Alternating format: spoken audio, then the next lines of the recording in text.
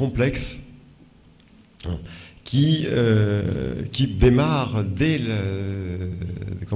la naissance pour certains, hein, et qui finit avec la mort. Voilà. Donc, prochaine diapo. Non, sur la barre d'espace. Sur la barre d'espace. La barre d'espace. Voilà.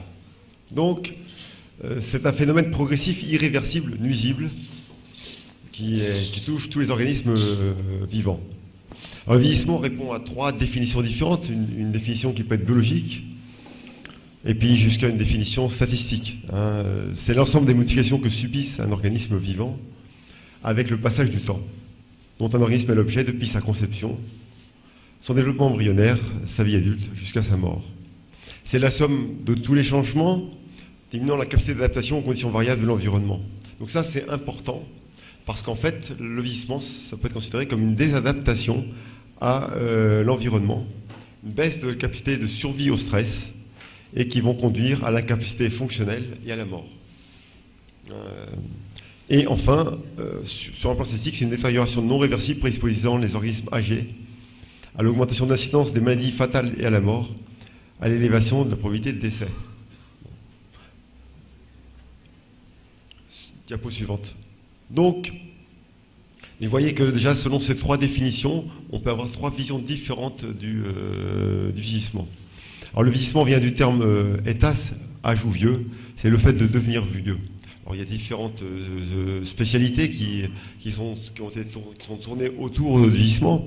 Vous avez la gériatrie, qui est une spécialité médicale faite par des médecins, la gérontologie, qui ne touche pas que des médecins, mais qui touche toutes les professions médicales autour des personnes âgées, et qui étudie les problèmes de vieillesse, aussi bien sociales. Alors que le gériatre s'occupe souvent des pathologies du sujet âgé, le gérontologue s'occupe du vieillissement global et physiologique, pas seulement pathologique. Puisque oui, cela soulève le problème aujourd'hui du bien vieillir ou mal vieillir. Est-ce qu'on est dans un vieillissement physiologique ou un vieillissement pathologique avec des maladies? Des personnes meurent d'âge, certains avec 100, 120 ans, et puis d'autres meurent précocement liés à des maladies. Donc, question la question que nous allons traiter en fait aujourd'hui, principalement, c'est de quoi voulons-nous mourir, de maladie ou de vieillesse? Voilà. Donc bien sûr, quand vous devenez vieux, vous devenez sénescent. Bon, plus ou moins. Il y a des gens qui le deviennent peu, mais il y a des gens qui le deviennent rapidement. Alors on me dit, oui, ça y est, tu deviens Alzheimer. D'ailleurs, il s'appelle comment? Voilà, ben ça commence comme ça.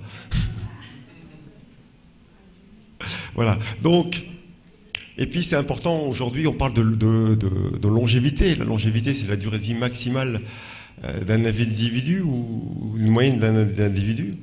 Hein. Diapo suivante, on parle de longévité maximale. Diapo suivante. Voilà. Non, t'as remonté diapo. Donc, et on parle aujourd'hui d'espérance de vie. Alors, l'espérance de vie, c'est une espérance de vie à une date donnée. Ça, c'est important. Aujourd'hui, on dit oui, l'espérance de vie, elle augmente. Pas vraiment. Pourquoi? Parce que aujourd'hui, l'espérance de vie, des gens qui meurent à 75 ans, ce sont des gens qui sont nés il y a 75 ans. Donc, c'est l'espérance de vie de gens qui sont nés il y a 75 ans. Ce n'est pas l'espérance de vie de gens qui naissent aujourd'hui. Et aujourd'hui, on s'aperçoit que l'espérance de vie, elle diminue pour ceux qui sont jeunes. Vous verrez avec mon ami Jean-François Narbonne, il vous parlera d'une génération sacrifiée à cause de la pollution. Et donc, tous les experts, depuis 5 ans, sont d'accord pour dire que l'espérance de vie se réduit, mais politiquement, c'est pas correct. Donc, on n'en parle pas. Hein, voilà, il faut être aujourd'hui, non seulement il faut être scientifiquement correct, mais aussi on nous demande d'être politiquement correct. Mais aujourd'hui, la pollution est telle que l'espérance de vie, en tout cas en Europe, se réduit d'année en année aujourd'hui. Donc c'est diapo. Donc, alors, le vieillissement, il est lié à quel phénomène, hein, la vie est limitée. Le vieillissement, on parle de vieillissement extrinsèque et de vieillissement intrinsèque, c'est-à-dire que le vieillissement extrinsèque, c'est lié à l'environnement. Ben, vous subissez des contraintes environnementales, virales, radio, électromagnétiques, rayonnements qui peuvent réduire votre durée de vie. Et des vieillissements par cause intrinsèque, c'est-à-dire que vous avez notre génome. Tout le monde connaît au départ les premières études du vieillissement, ça a été fait ce qu'on appelle en boîte de pétri sur les cellules. Et on montre que les cellules ont se multiplient jusqu'à une période où elles ne se multiplient plus puis meurent. Et plus on prend les cellules chez le sujet âgé, plus la multiplication est courte. Voilà. Donc ça représente le vieillissement intrinsèque. Diapo suivante. Le vieillissement est d'origine cellulaire et moléculaire. Donc, par molécule, on peut avoir en fait une altération moléculaire progressive qui se situe dans toutes les parties de la cellule, dans les membranes, dans le noyau, avec atteinte de l'ADN, et bien sûr dans le cytoplasme, et il va y avoir apparition de molécules qui n'existent pas chez le sujet jeune. Diapo suivante. Voilà. Donc, il y a quelques théories moléculaires de vieillissement. Il y a la restriction du codon. C'est-à-dire qu'il y a une traduction du message de l'ARN messager de moins en moins fidèle ou exact avec l'âge. Il y a des modifications somatiques. C'est-à-dire que l'ADN n'est pas si stable que ça avec l'âge. Il y a des maladies génétiques qui apparaissent, alors qu'elles n'apparaissent pas chez le sujet jeune. Et des maladies génétiques apparaissent donc. Il y a une modification et une altération du génome susceptible de faire apparaître des maladies entre guillemets apparemment congénitales, mais qui en fait ne le sont pas. La catastrophe d'erreur, c'est tout simplement l'organisme, au niveau de la reproduction ou de la multiplication cellulaire, et le génome est recopié, et puis il y a des erreurs qui s'ajoutent, et à la fin, il y a trop d'erreurs pour que ça fonctionne. Moi, je pourrais dire une analyse un petit peu comme on fait dans le pilotage d'avion. Il y a une erreur, s'il n'y a pas de problème, il y en a deux, il n'y a pas trop de problème, il y en a trois, et là, il y a un accident. Et l'organisme, ça fonctionne la même chose. Il y a une régulation des gènes, il y a des autocontrôles des gènes, et de temps en temps, il y a des dysrégulations qui peuvent conduire à un cancer, ou pas. Et puis, il y a une pléiotropie antagoniste. Ça se voit surtout on en parle beaucoup chez les animaux.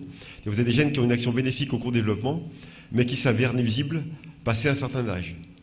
C'est des gènes qui favorisent le développement. Diapo suivante. Diapo suivante. C'est bon, ok. La différenciation, c'est une question précise de lésions moléculaires au hasard. Ça entraîne une moins bonne régulation de l'expression génétique. Et enfin, vous avez l'élimination du soma, où toutes les ressources sont consacrées en priorité aux cellules reproductrices, au détriment du maintien de la survie des cellules somatiques. C'est-à-dire plus vous vous reproduisez, moins vous durez longtemps. Ça se voit surtout chez l'animal. Bon, chez l'homme, il y a moins ce problème-là. Donc là, on était au niveau des molécules. Au niveau cellulaire, vous avez une usure, une déchirure cellulaire. Vous avez une accumulation des radicaux libres. Alors ça, on va en parler. Il y a des experts qui vont en parler aujourd'hui. Donc je vais laisser traiter. Vous avez les pigments de vieillesse. Ça, c'est Marvin Elias, facilement vous en parlez. C'est les conséquences de la glycation. Et vous avez les phénomènes de pontage, qu'on trouve aussi dans le cadre de la glycation, est aussi une forme de pontage, avec des liens entre les constituants moléculaires des cellules, modifiant la propriété physique et chimique. En fait, il faut comparer l'organisme avec comme des rouages qui se groupent et qui se grippent petit à petit. C'est une image. Et comme ça se grippe beaucoup, ça finit par s'arrêter. Voilà. Diapo suivante. Et enfin, vous avez la théorie donc là, on va passer sur une théorie générale de l'organisme. C'est-à-dire que vous avez deux grandes théories, la théorie neuroendocrine et la théorie immunitaire. La théorie neuroendocrine, c'est-à-dire que globalement, il y a une baisse d'un nombre important de sécrétions hormonales, cycliques ou pas, et notamment, surtout, un phénomène très important dont on ne parle pas souvent, c'est en fait le phénomène, c'est la baisse de la mélatonine, ou du cycle de la mélatonine. Et si la mélatonine baisse, ça induit un déficit de l'ensemble des différentes sécrétions hormonales, notamment la ménopause. Et le fait, des fois, de remettre de la mélatonine à des heures régulières, ça peut réenclencher, je dirais, l'apparition même d'un cycle ovarien. selon des règles.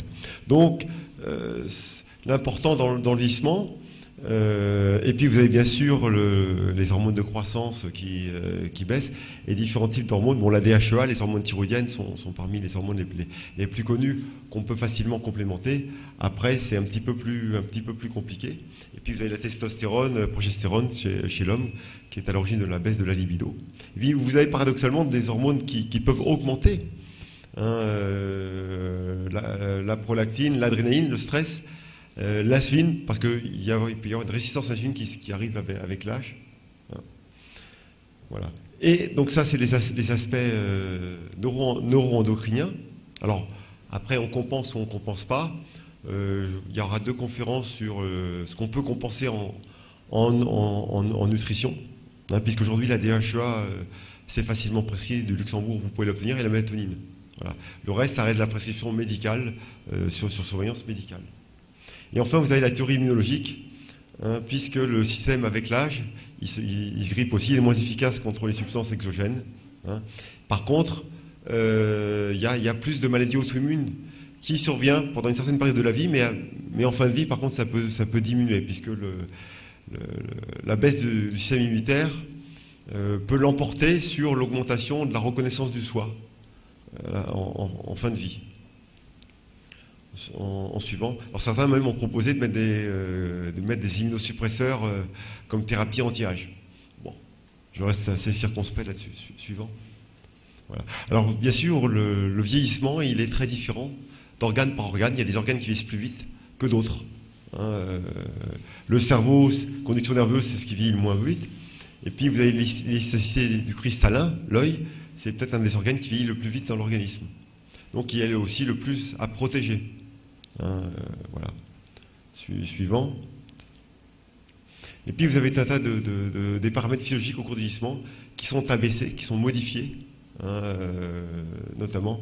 Hein, je prends par exemple la composition corporelle, on va en parler, le cœur, la vitesse de conduction nerveuse, la capacité vitale.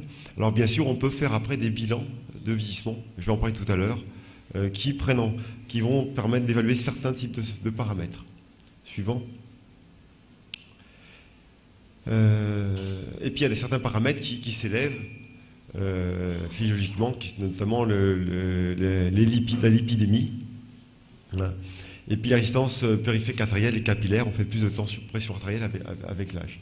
Et puis il y a des maladies, entre guillemets, attribuables au déclin des fonctions physiologiques, telles que l'artériosclérose, à ne pas confondre avec l'athérosclérose, il n'y a pas d'athérome, l'ostéoarthrose et l'emphysème. Le reste, ce ne sont pas des maladies liées au vieillissement. Alors, il y a un seul type de cancer qui, entre guillemets, pourrait être lié au vieillissement, c'est la prostate. Parce que pratiquement tous les hommes, entre guillemets, en fin de vie, on peut avoir un cancer de la prostate, mais il peut être très, très faiblement développé. Hein. Mais toutes les autres maladies ne sont pas liées au vieillissement. Suivante. Donc, il faut savoir que les nutriments vont être des modulateurs des différents paramètres du vieillissement qui répondent à différentes théories cellulaires, aussi bien la théorie moléculaire que la théorie cellulaire, que même la théorie neuroendocrine et immunitaire.